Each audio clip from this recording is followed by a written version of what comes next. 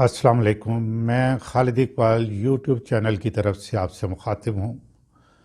नाज़रीन, आज हम अपने मुआशरे की एक ऐसी कमज़ोरी का ज़िक्र करते हैं और हल भी तलाश करने की कोशिश करेंगे जिससे हमें इनफरादी और मजमूई तौर पे बहुत नुकसान हो रहा है, और वो है शिद्दत पसंदी। अगर आपने मेरा चैनल अभी तक सब्सक्राइब नहीं किया तो आपसे रिक्वेस्ट है कि इस चैनल को सब्सक्राइब कर लें और घंटी के निशान को भी दबा दें, ताकि इस तरह की इम्पॉर्टेंट और यूज़फुल वीडियोस जो हैं उनकी इंटीमेशन आपको वक्त पे मिलती रहे। नाजरीन, शिद्दत पसंदी महज़ब माशरे का शेवा नहीं, लेकिन दुनिया में हमारा इमेज एक इतदाल पसंद, पुरअमन और ठंडे मिजाज का हरगिज़ नहीं है। दुनिया में हमें एक्सट्रीमिस्ट समझा जाता है। असबाब कुछ भी हों, लेकिन हमारे ऊपर ये टैग एक्सट्रीमिज़म का लग चुका है। दरअसल दुनिया, अमेरिका और बरतानिया के प्रेस में जो ख़बरें छपती हैं और उसमें जो तज्ज़िये होते हैं उसको बहुत अहमियत देते हैं, और इन्हीं दो मुल्कों ने हमें ना सिर्फ शिद्दत पसंद बल्कि तशद्दुद पसंद डिक्लेयर किया हुआ है। इससे हमें मजमूई तौर पर बहुत नुकसान उठाना पड़ता है। इस तासर की वजह से बैरून मुल्क से इन्वेस्टर्स पाकिस्तान आते हुए हिचकिचाते हैं और बहुत कम आते हैं। उनकी कोशिश ये होती है कि लास्ट ऑप्शन हो, और जो हमारे अपने इन्वेस्टर्स हैं वो भी इस तशद्दुद पसंदी के रुझान की वजह से दूसरे मुल्कों में जाके इन्वेस्टमेंट कर रहे हैं। याद रहे कि इन्वेस्टमेंट का कोई मुल्क नहीं होता, कोई मज़हब नहीं होता। हमारे पास बेहतरीन और ख़ूबसूरत पहाड़ हैं, वादियाँ हैं, दरिया हैं, नदियाँ हैं, लेकिन टूरिस्ट हमारे पास ना होने के बराबर हैं। और जो हमारे अपने लोग हैं वो बैरून मुल्क जाके बसना चाहते हैं। हमें इस बात को समझना होगा, इसके मुहर्रकात पर गौर करना होगा, और मैं समझता हूँ कि जंगी बुनियादों पर इसका तदारक बहुत ज़रूरी है ताकि आवाम की हालत बेहतर हो सके। शिद्दत पसंदी या एक्सट्रीमिज़म है क्या, ये इसको हम पहले डिफ़ाइन कर लेते हैं या समझ लेते हैं। जब कोई ये शख्स समझता है कि जिस तरह मैं सोचता हूँ और जिस तरह मैं समझता हूँ या जिस तरह मैं अमल करता हूँ वो बिल्कुल सही और दुरुस्त है, और जो कोई भी इससे मुख्तलिफ करता है वो गलत है, तो ये शिद्दत पसंदी के बीज अपने जहन में बोने वाली बात है। दूसरी स्टेज क्या है कि एक ऐसा शख्स जो कि शिद्दत पसंद है, उसकी सोच ये है, वो ये समझता है कि जिस तरह मैं सोचूं, जिस तरह मैं समझूं, ऐसा ना हो तो दूसरे से वो तलख कलामी करता है, बद कलामी करता है, झगड़ा करता है। और तीसरी स्टेज ये है कि वो दूसरों को फिज़िकली टॉर्चर करना शुरू कर देता है। वो कहता है कि जिस तरह मैं कर रहा हूँ ये सही है, इस तरीके से इस पे अमल करो। और चौथी स्टेज ये है जो कि इंतहाई ख़तरनाक है कि जब वो अपने आप से दूसरों को मुख्तलिफ पाता है, उनकी सोचों को मुख्तलिफ पाता है, वो किसी बारे में हो, ख़ास तौर पे दीन के बारे में हो, तो वो उसकी जान छीन लेता है, ज़िंदगी छीन लेता है। ये आखिरी स्टेज है और इंतहाई ख़तरनाक है। अगर हम अपने माशरे पर हकीकत पसंदाना नज़र डालें तो हमारी शोहरत, हम ऐसे ही हैं, यानी जो हमारी शोहरत है, असल हालात जो है हमारे कोई इससे मुख्तलिफ नहीं है। जहाँ मज़हब का मामला आता है तो लोग अपने मसलक के बरक्स या ख़िलाफ़ कुछ भी बर्दाश्त नहीं करते और दूसरों की जान लेने के लिए तैयार हो जाते हैं।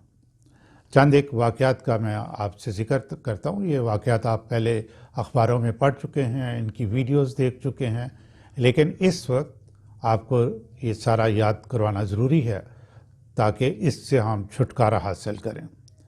وہ ابھی حال ہی میں سیالکوٹ کی ایک فیکٹری میں سری لنکن مینیجر کو ڈنڈے مار مار کے ہلاک کیا گیا اور اس کے بعد اس کی نعش کو آگ لگا دی گئی۔ آپ نے سارا کچھ دیکھا ہے۔ دوسرا سیالکوٹ میں، یہ میرا خیال ہے کہ 2010 کی بات ہے، دو بھائی مغیز اور منیب بٹ، ان دونوں کے چوری کے شبے میں عوام نے ڈنڈے مار مار کے ہلاک کیا اور اس کے بعد ان کی لاشوں کو الٹا لٹکا دیا۔ اور ورلڈ میڈیا نے اس کو تو اتنا زیادہ پروپیگنڈا کیا، اور ورلڈ میڈیا نے تو ہمارا جو ریسکیو 1122 ہے اور ہماری پولیس پہ، اس پہ بھی الزام لگایا کہ وہ بھی شامل تھے اس کے اندر جو ہے۔ اور پھر 2017 کی بات زیادہ دور کی بات نہیں ہے، یہ مردان یونیورسٹی کے ایک طالب علم مشال خان کو ڈنڈے مار مار کے ہلاک کیا گیا، اور جب انویسٹیگیشنز ہوئیں تو اس سے پتہ چلا کہ جامعہ کے کچھ ٹیچرز بھی اس کے ساتھ شامل تھے۔ ناظرین، اب آپ خود سوچیں کہ یہ تشدد پسندی نہیں، اور اگر دنیا ہمارے اوپر یہ ٹیگ لگائے تو کیا یہ غلط ہے؟ آئے روز وکلا حضرات کسی اور کو نہیں، جج صاحبان کو زد و کوب کرتے ہوئے نظر آتے ہیں، اور پھر وہ بھی آپ کو یاد ہوگا کہ وکلا کے دل کے ہسپتال پر انتہائی معمولی بات پہ حملہ کرنا، وہاں مریضوں کی ہلاکت ہوئی، اور اعلیٰ عدلیہ کے جو جج صاحبان تھے انہوں نے کیا کہا کہ یہ پھول لے کے جائیں اور ڈاکٹروں سے صلح کریں۔ انتہائی دل خراش واقعہ تھا۔ اور ہماری پولیس کی تو یہ حالت ہے کہ جہاں چند لوگوں سے اختلاف ہوا، وکلا ہوں یا مذہبی گروہ، تو پولیس کو تشدد کا نشانہ بناتے ہیں۔ آئے روز جلسے جلوسوں میں پولیس والوں کی ہلاکتیں ہوتی رہتی ہیں، ان بیچاروں کو تو کوئی پوچھتا ہی نہیں ہے۔ بڑے افسوس کی بات ہے۔ اور اب یہ جو میڈیا ہے ہمارا، خاص طور پہ مین سٹریم میڈیا، یہ انتہائی امپورٹنٹ اور پازیٹیو رول ادا کر سکتا ہے، لیکن ہے کیا، سورج ڈلتے ہی ٹاک شوز شروع ہو جاتے ہیں، اور اس میں ماشاءاللہ کچھ اینکرز ایسے ہیں جو کہ بیرونی یونیورسٹیز سے تعلیم یافتہ ہیں، لیکن اعلیٰ تعلیم میں بھی ان کے اندر کوئی فرق نہیں ڈالا۔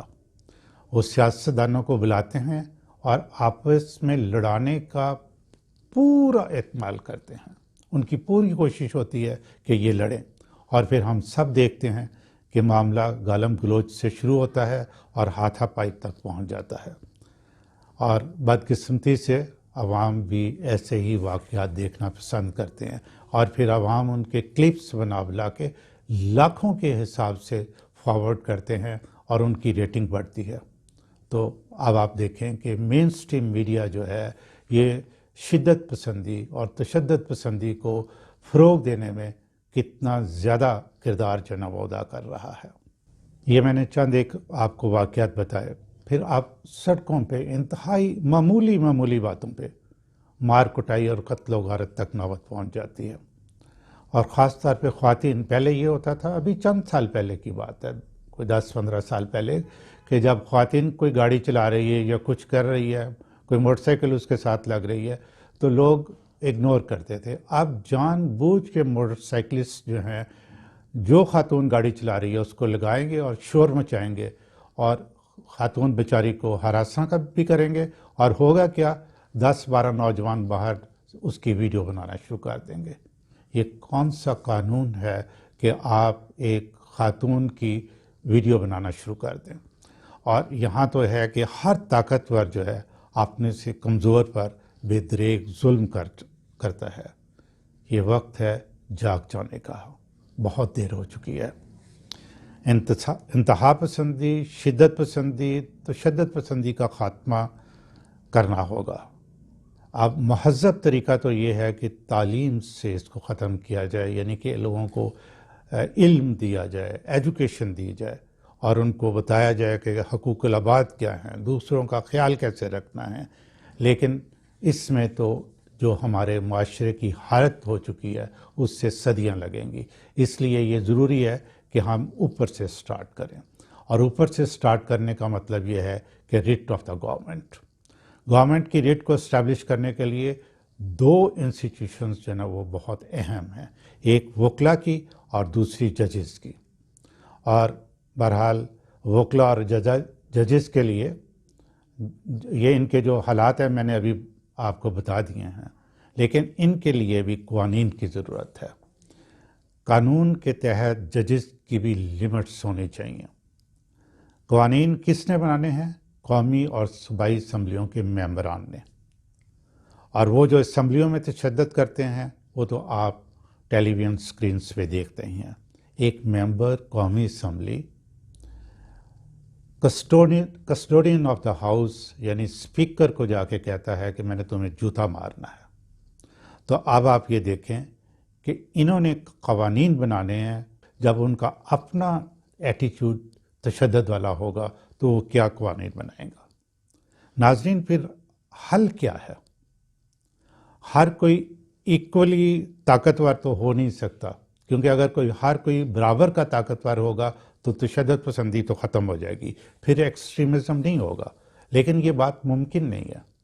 ہمیں اس بات کا ادراک کرنا ہوگا کہ ہم اس وقت انتہائی نازک اور خطرناک موڑ پہ کھڑے ہیں. بیرونی دنیا ہمارے بارے میں کیا سوچ رہی ہے، ہمارے اندر کے حالات کیا ہیں، سارا کچھ آپ کے سامنے ہے. میری سجیشن یہ ہے، ہمیں اللہ کی اسکیم آف تھنگس سے سیکھنا ہوگا. اللہ نے 40 سال تک حضرت محمد صلی اللہ علیہ وسلم کی کردار سازی کی اور پھر دنیا کو بتایا کہ کریکٹر یہ ہوتا ہے، صادق اور امین. اور پھر 23 سال ان کے ذریعے جب نبوت دینے کے بعد لوگوں کو اپنا پیغام پہنچایا کہ اس طرح آپ نے اس دنیا میں رہنا ہے. تو اس کو ہمیں سامنے رکھتے ہوئے ہمیں کردار سازی کی طرف توجہ دینی چاہیے، اور پھر انصاف سے تمام لوگوں کو برابری کی بنیاد پر تعلیم، صحت اور روزگار کے مواقع مہیا کرنے ہوں گے. پھر توقع کی جا سکتی ہے کہ ہر کوئی اپنے اپنے دائرہ کار میں رہ کر اخلاقی اور ملکی قوانین پر سختی سے عمل کرے گا.